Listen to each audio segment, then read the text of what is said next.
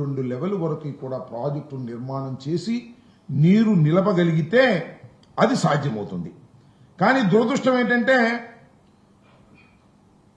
45.72 లెవెల్కి మనం వాటర్ నిలపగలిగితే, అప్పుడు దాకా పూర్తి చేయగలిగితే 194.6 టీఎంసీలు నిల్వ చేసుకోవడానికి అవకాశం ఉంటుంది.